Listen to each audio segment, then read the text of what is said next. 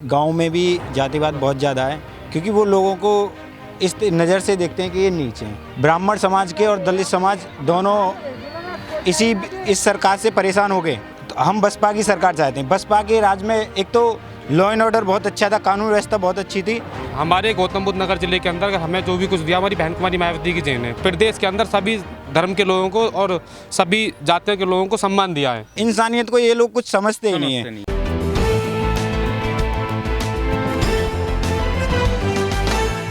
मैं अभी सबोता में ही मौजूद हूं और मेरे पीछे जो है ये आप देख रहे हैं, ये जाटव समाज का मोहल्ला है और लगभग तादाद यहाँ पर अगर वोट परसेंटेज के हिसाब से देखी जाए तो ब्राह्मण समाज की वोट और जाटव समाज की वोट लगभग यहाँ बराबर है। हमने जब इससे पहले आपको एक रिपोर्ट दिखाई वो वाल्मीकि मोहल्ला था और आप दूसरी तरफ जो देखेंगे यहाँ एक तरफ बाबा साहब भीमराव अंबेडकर की एक स्टैचू लगी हुई है और उसके पास जो ये पूरा पीछे का आप घर देख रहे हैं ये सभी घर जाटव समाज के। कुछ लोग भी मेरे साथ मौजूद हैं, हम उनसे बात करेंगे और सबसे पहले उस बात पर चर्चा करेंगे जो यहाँ समानता की भावना को झुटलाती है, यानी कि जो जातिवाद है अभी भी यहाँ बदस्तूर है। क्योंकि दिल्ली के इतने पास होने के बावजूद भी जिस तरह की बातें यहाँ वाल्मीकि समाज ने खासकर बताई वो कितनी सच है और जाटव समाज वाल्मीकि समाज को किस तरह से लेकर चलता है। ये खुद वाल्मीकि समाज ने बताया कि वाल्मीकि समाज के लोग का साथ यहाँ जाटव समाज के लोग अक्सर उनकी साथ खड़े नज़र आते हैं और देते नज़र आते हैं। जब उनके शवों को शमशान घाट के अंदर जलाने नहीं दिया जाता तो वो जाटव समाज के शमशान घाटों में जलाते हैं। क्या कहेंगे आप कि एक तो चुनावी माहौल है, हम चुनावी माहौल पर, लेकिन एक बात ऐसी निकल कर आई यहाँ कि उन्होंने कहा कि यहाँ जातिवाद अभी भी बदस्तूर है। क्या कहेंगे उस वाल्मीकि समाज के लोगों से जो कोऑर्डिनेट है, मतलब जाटव समाज के लोग किस तरह से बना कर रखते हैं? सही बना कर रखे मतलब। लेकिन जो वहाँ बात बताई गई कि भाई अभी जो ब्राह्मण समाज के लोग हैं वो मंदिरों में नहीं जाने देते, उनको तो नहीं जाने देते। नहीं जाने, उसका रीज़न क्या है मैं ये जानना चाहता हूँ। बस जाने ही ना दे, पहले से ही ना जाने। क्या जाटवों को भी नहीं जाने देते? ना, जाटवों को भी नहीं जाने देते। अच्छा, फिर एक बात और निकल कर आई कि वो सबों को भी नहीं जलाने देते अपने शमशान घाट ना, अपने में ना, हमारे में भंगी जलाते हैं और हम जला। मतलब जो दलित हैं टोटल वो एक ही उसमें जलाते हैं और उनका जो है वो अलग है। तो ऐसा क्यों है? मतलब ये तो पहले से ही चली आ रही है, अब ऐसे न है। खेतन पर जला ले पहले, अब है कि 2-3 साल थे। अच्छा, एक बात है, यहाँ ज़मीन क्या दलितों पर भी ज़मीन है? हाँ, जमीन अच्छी खासी है, मतलब थोड़ी बहुत? थोड़ी बहुत तो सब पे ही है। मतलब ये वो तो नहीं है, मतलब पट्टे की जो ज़मीन है वो पट्टे की ना है, पहले से ही मतलब चलती है? पहले से दादा लाई है। दादा लाई है। हाँ, तो मतलब जाहिर तौर पर ये आज़ादी से पहले की ज़मीन होगी लोगों पर। हाँ, है? हाँ। तो ये बात भी यहाँ एक है कि लोग जमींदार हैं, उनके पास ज़मीन जो है वो आज़ादी के पहले से है और ये शायद शताब्दी से पहले से हो, क्योंकि इसका कोई प्रमाण नहीं है। जब ये आप बता रहे हैं कि दादा लाई है और दादा की जो पीढ़ियाँ हैं वो चौथी या पाँचवीं या छठी होगी, है? तो जाहिर तौर पर 1800 सदी से चलती आ रही होगी, है? तो क्या अब इतना भेदभाव फिर क्यों, किस बात पर है? मतलब ब्राह्मण क्यों रखते हैं ऐसी, मतलब रखते हैं पहले से। अब तो आज़ाद है वो, अब तो बराबर। बाकी क्या मतलब जैसे शादी ब्याह में या इस तरह, तो वो उस तरह से नहीं आते हैं या बुलाते नहीं हैं? ना, किसी भी उसमें ना। अच्छा, हम ना जाए ना बुलाओ। अब आप बुलाते भी नहीं उन्हें? अच्छा, आप क्या कहेंगे? आप इसी गांव से हैं? हाँ जी। तो ये सब चीज़ चल रही है। अब आप बाहर निकल के पढ़ने गए होंगे, दिल्ली भी जाते होंगे, जब वहाँ की चकाचौंध में आप देखते हैं तो क्या लगता है कि जो समानता की बात की जाती है अभी भी जो भारत की तस्वीर है वो दिल्ली से इतने नज़दीक होने के बावजूद भी इस तरह की बनी हुई है? देखो, समानता की बात है तो समानता, जातिवाद बहुत ज़्यादा है, क्योंकि गांव में भी जातिवाद बहुत ज़्यादा है।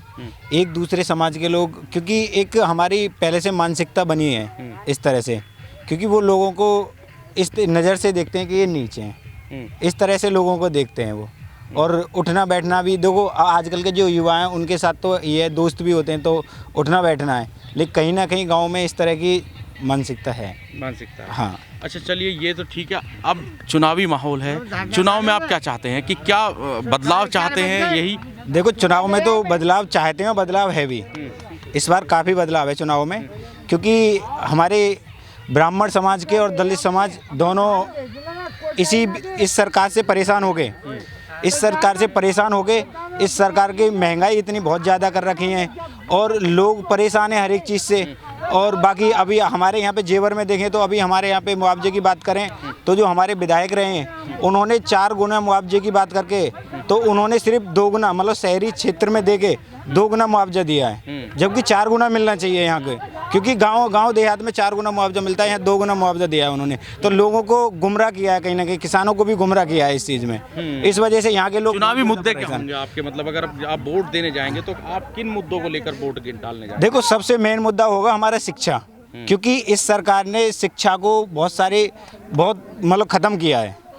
फिर क्या चाहते हैं, किसकी सरकार चाहते हैं? तो हम बसपा की सरकार चाहते हैं। बसपा के राज में एक तो लॉ एंड ऑर्डर बहुत अच्छा था, कानून व्यवस्था बहुत अच्छी थी, और हम शिक्षा के क्षेत्र में बात करें तो हम जहाँ पे खड़े हैं इस क्षेत्र में बसपा ने शिक्षा के क्षेत्र में इतना अच्छा काम किया है। आप गौतम बुद्ध यूनिवर्सिटी देख सकते हो ग्रेटर नोएडा में, चिकित्सा के क्षेत्र में मान्यवर काशीराम हॉस्पिटल देख सकते हो, पंचशील कॉलेज नोएडा में, बालिका इंटर कॉलेज नोएडा में, और भी बहुत सारे बालक इंटर कॉलेज पंचशील जो आपके गाजियाबाद 4 मूर्ति के पास में।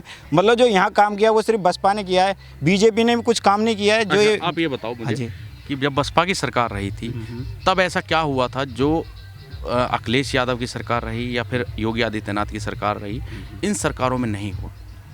देखो, अखिलेश की सरकार के जो 2007 से 12 के बीच में बसपा की सरकार रही, उसके बाद में सरकार रही सपा की, जिसने हमारे यहाँ का जो विकास है वो रोक दिया सारा। सपा सरकार ने वो जो हमारे यहाँ बहन जी ने एयरपोर्ट बनाने वाली थी उसको वो यहाँ से ले गए। बताते हैं, सारे नेता बताते हैं चीज़। मैं आपसे ये जानना चाहता हूँ कि आपके गांव की जो हालत है उसमें ऐसा क्या लगा कि जो विकास उस वक्त हुआ था और अब इन सरकारों में नहीं हुआ? देखो, विकास की बात तो ये है कि सबसे पहले तो विकास तो है ही है। शिक्षा के क्षेत्र में बहन जी ने बहुत कुछ किया है, और सबसे बड़ी चीज़ है जो हमें बसपा सरकार में मिली है, मान सम्मान। सबसे बड़ी चीज़ ये है, मान सम्मान जो आदमी को चाहिए वो हमें बसपा की सरकार में ही मिला है। आप बताइए, आप क्या नाम है? मेरा नाम है अजीत भारतीय। अच्छा अजीत भाई, आप बताइए कि चुनावी माहौल चल रहा है जी। अब ऐसे में सरकार बनाने की बात जब आती है तो लोग ये सोचते हैं कि अभी ये सरकार ठीक है तो इसे हम इसी पर हम रहेंगे और यही जो रिपीट हो जाए, लेकिन अब जो माहौल है वो कैसा है और आप क्या चाहते हैं, किसकी सरकार जो है उत्तर प्रदेश में होनी चाहिए? हम अपने प्रदेश के अंदर बहन जी की सरकार चाहते हैं, क्योंकि बहन जी ने जितनी भी आम आदमी की मूलभूत आवश्यकताएं होती है, चाहे वो शिक्षा हो, स्वास्थ्य हो, रोजगार हो, वो बहन जी ने हमें सारी प्रदान की हैं। हमारे गौतम बुद्ध नगर जिले के अंदर अगर हमें जो भी कुछ दिया हमारी बहन कुमारी मायावती की देन है, चाहे वो तुम्हारा एयरपोर्ट हो, तुम्हारा हाईवे हो, या फिर तुम्हारे कॉलेज हो और हॉस्पिटल्स हो। और सबसे बड़ी बात यह है कि बहन जी ने समानता के आधार पर प्रदेश के अंदर सभी धर्म के लोगों को और सभी जातियों के लोगों को सम्मान दिया है। लेकिन अब तो मुख्यमंत्री योगी आदित्यनाथ और तमाम जो बीजेपी नेता हैं वो दलितों के घर खाना खा रहे हैं, कह रहे हैं कि हमने मुख्य धारा से जोड़ा है दलितों को। नहीं, ये सिर्फ एक इनका चुनावी मुद्दा है। अगर ये दलितों को मान सम्मान देते, एक तरफ तो ये दलितों का शोषण करते, एक तरफ खाना खाते, मतलब ये इनको दलितों के अंदर खाना खाने का जो विचार है वो सिर्फ चुनाव के टाइम याद आता है। ये पूरे 5 साल तो भूल जाते हैं दलितों को। दलितों पे अत्याचार बीजेपी की सरकार में सबसे ज़्यादा हो रहे हैं, क्योंकि तुम देखो अभी हाथरस कांड में बहन बनी सब वाल्मीकि जी के साथ में जो रेप हुआ था वो इनकी सरकार में हुआ। वहाँ क्या हुआ, मतलब बीजेपी की गवर्नमेंट ने जो हमारी बहन मनीषा थी वाल्मीकि समाज की, उसके जो आरोपियों को बचाने का काम किया। तो ये तो इस सरकार में ये तो बलात्कारियों की सरकार है। इसकी सरकार में तो कुलदीप सेंगर, इसके जो बीजेपी के विधायक हैं, उन्होंने ठाकुर समाज की लड़की के साथ बलात्कार किया। तो इसमें जो बीजेपी में तो बलात्कारियों को प्रोत्साहन और दे रही है सरकार। ये गुंडों को बढ़ावा दे रही है बहुत ज़्यादा, गुंडों को सबसे ज़्यादा बढ़ावा देती है ये सरकार भी। अखिलेश सरकार में जैसा आपने देखा कितने दंगे हुए, कितने लोग मारे गए। अभी आपने जल्दी में ही देखा बीजेपी ने आपने यहाँ पे दिल्ली में कितने लोग आपने अगर ढंग से देखो, क्योंकि लोगों को काट काट के नालों में डाल दिया गया था। इंसानियत को ये लोग कुछ समझते ही नहीं है सरकार। आप बताओ भाई, आप युवा हैं, क्या सोचते हैं अब की बार सरकार किन मुद्दों पर चुनेंगे आप और आनी भी चाहिए? जी, हम पहली बात तो हमको शिक्षा का अधिकार चाहिए। मतलब जो हमें जो पहले शिक्षा मिलती थी, आज बिल्कुल एक कोरोना के नाम पर बिल्कुल शिक्षा को ध्वस्त कर दिया गया है, और उसी के साथ हमारे रोजगार को छीन लिया गया है। क्योंकि हमें ये नाज फ्री का हमें ये नहीं चाहिए, क्योंकि यदि हमारे पास रोजगार होगा तो हम अपना खाने पीने की व्यवस्था स्वयं कर लेंगे। हमें ये फ्री के मकान दिखाकर, ये नई नई हमें योजना दिखाकर हमसे अधिकार छीने जा रहे हैं। यदि हमारे पास हमारी शिक्षा को बंद कर दिया गया है, यदि हमारे पास शिक्षा नहीं होगी तो हम किसकी सरकार चाहते हैं? मतलब हम बहन जी की सरकार चाहते हैं।